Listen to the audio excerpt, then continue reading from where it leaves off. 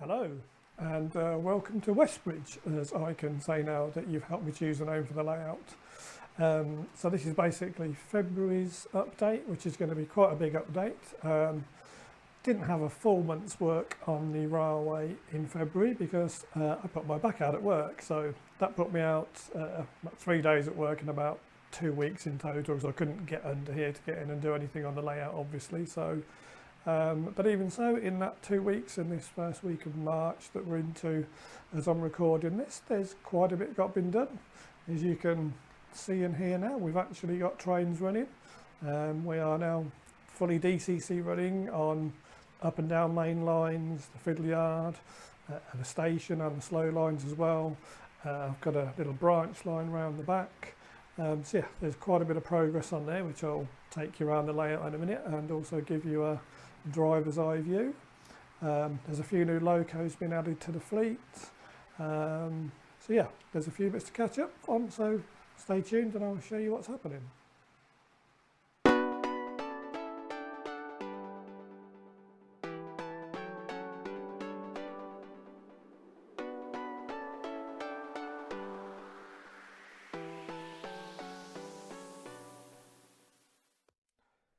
So yes, on the last video, although I was DCC running with my NCE Power Cab system, I was waiting for the DCC Concepts Aegis system to arrive, which it duly did.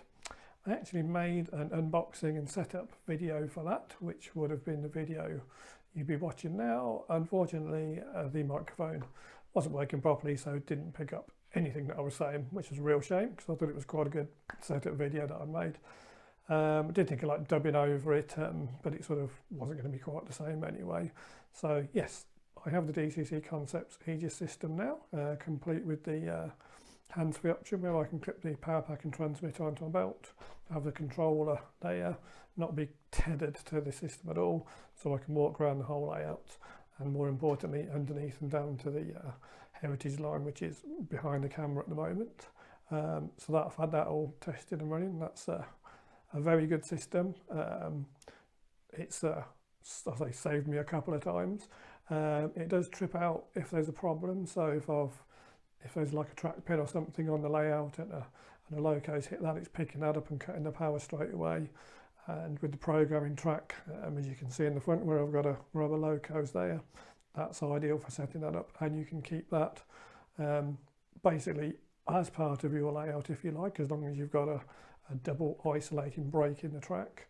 You can keep it as alongside, and so where they're sitting at the moment, that is just my programming track, and it won't be exactly like that when I've finished the layout, but it will be a section of track coming out of the depot area, and because it's so easy to put locos on and off there, I think that's the most logical place to have the programming track. So I'll just show you a quick closer look at the Aegis system now. So I've just got it temporarily sitting on the box at the moment. It does come completely open like that. It doesn't come in an enclosed case. You can buy that separately, or potentially somewhere here, like here, I could cut that out and insert it actually into the framework here. That's my sort of your wireless transmitter stroke battery pack there. So you can clip that onto your belt, and then the other end into there. Obviously at the minute I've got this still tethered to the main, and then there's a lanyard clip on there as well, so you can hang this around your neck and just walk around hands-free if you like. So yeah, it's a very good system. I'm very impressed with it. It's not the cheapest of things, but if you were to price up the components of doing it wireless with the NCE Power Cab systems itself, you need various components, and it does work out probably slightly more expensive anyway. This one gives you a lot more options. It can also be connected up with DCC Concepts Alpha system as well. At the moment mine's plugged in here. That's basically the main track, and then you've got your programming track over there, which you just toggle between on the switches there. You've got your on off button, there's a reset, or if you hold it like an emergency stop button, and then that's the pairing for the Bluetooth and the hands-free system. And there's plenty of ports on the back there for future expansion, so you can even add more slave controllers to it as well if you like. So yes, very impressed with that. Definitely worth the money.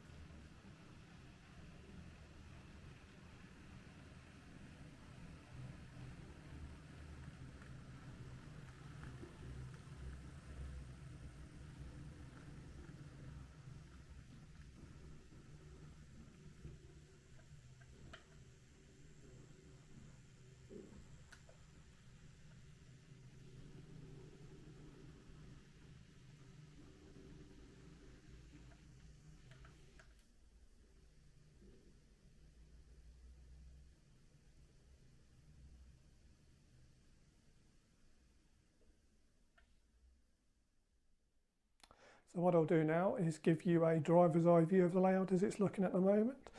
So I'll take you on a complete circuit around the layout as it stands, so you can see the station area, roughly where the tunnels are going to be. That I've had to move a couple of those entrances to make sure that the camera will actually fit through.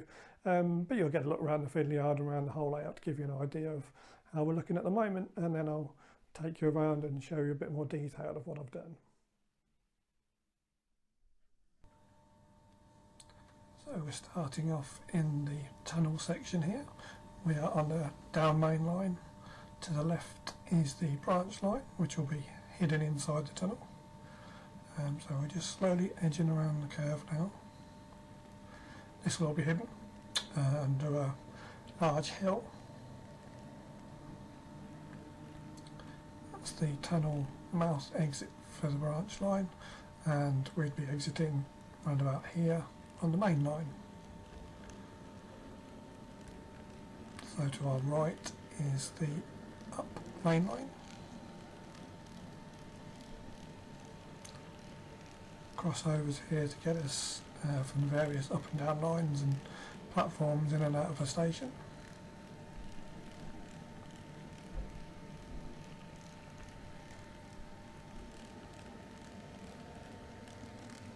Just coming underneath temporary bridge at the minute, which will have to be a new build for me, a motorway style bridge. Stabling on the left there, which I've just got a few locos in at the moment, but that'll be more for the heritage line. So coming into the station now, line splits. Shared heritage platform on the left hand side of our line, and to the right a through sort of slow line stroke regional railways reversal platform.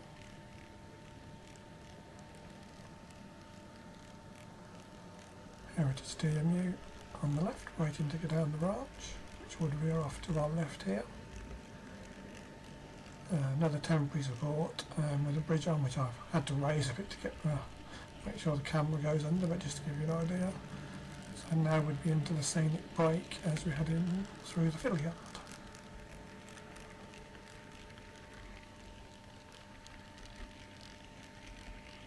Three loops on each up and down line here.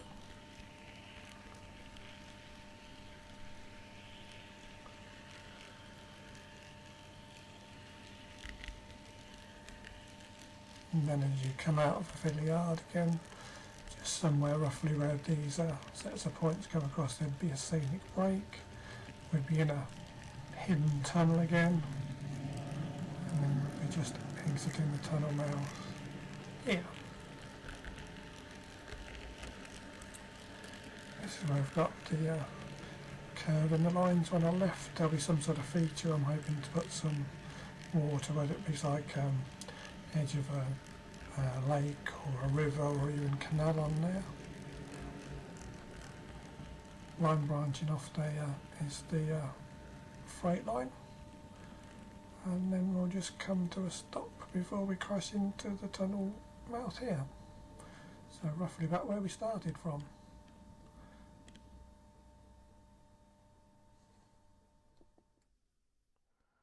So starting in the fiddle yard, which you're probably familiar with from the previous video, that's not really changed, although in the foreground here I've got 3 lines which are effectively going to be the bidirectional freight line loops, if you like, so I'll be able to store some trains on there. Also will act as the branch line unit as well. So then we'll come round, so that'll be the hidden section here, and then you'll be coming out of a tunnel section roughly here. So as before, we've got the up and down main lines in the background, and then in the foreground you've got your branch stroke bidirectional freight line, which just veers off there, which isn't connected on the old track at the moment. Still got the Cato Unitrack in the foreground where you can see the steam and HST. So then we'll come round, and then we're coming into the tunnel section here, which will start roughly where those blocks are and take you right round to there. So that's Hyde in the corner there. The line at the back, basically that's the branch line. If I zip down here to where the main junction is, so that's the branch line, which will be for like local units, sort of 1, 2, 3 car sprinter types. So that will disappear into the tunnel mouth there. But it was just going to go straight up to the block in the wall there, the chimney stack if you like. But I thought, hang on, if I extend that around here, still within the confines of the tunnel, I can take longer trains in there. So although they'd be in the tunnel, they'd be stored out the way, which seems like quite a good idea. So yeah, that will take you up to the end of the tunnel. So you won't see the end of that track there. There'll be the tunnel will be sort of roughly finishing around here. So yeah, we come back around here. So that's our main junction there, if you like, to get between the up and down lines and the freight line. So main lines in the foreground, branch at the back, still the temporary bridge in there. We have some locos in the siding down there, just out of the way, although that's more intended to be a stabling point for the local DMU or the heritage line. So we come into the station area now, so we've got tracks laid on the up and down main as we did before, but now we've also got the slow or relief lines into the station, if you like, and also the track at the back for the heritage line. So we've got the 4-car Voyager in there on a terminating or reversing service. We have a Sprinter in the back that's just come off the branch line in the platform which shares with the heritage line. And then we have our little heritage DMU down there at the moment. And then at the end here where the points are, this is where the bidirectional freight stroke the branch line is going to come in one way, and then we'll feed off here in the foreground, and then this will be the depot and stabling area. And it'll also be a through line for freight to recess alongside the station before it joins the main line. And then as we come back round to the fiddle yard, there's the bridge just sitting in the place there, just to give you an idea roughly of where that's going to be and what that looks like. And then down there we're going to where the heritage line will be, so we've got a turntable going in there and a single track branch down to the heritage line. And basically all that is wired in and connected. We've got DCC droppers around virtually the whole of layout other than the branch line over the back now. I've just got a few more to connect in. But yeah, back to the fiddle yard, and there's a loop of the layout. So the next job here will be to bridge this gap here between the 3 lines there, which are, as I mentioned, are the bidirectional freight line stroke branch line, they'll double as, and then connect into that 3-way point there, and then that will take you around into the station. And once that's done, that's going to give me a lot more flexibility, because in theory then I can have 3 trains running at once easily then, up and down main line and the bidirectional freight line. And then obviously I'll be able to have more once we get the yard set up, which is another story altogether, and the depot area. So now I've showed you around the layout and where we are now and the bits of track that have been laid. How about spinning the other direction? This time we'll have a class 60 providing the traction, and there'll be a little bit of noise with this one too.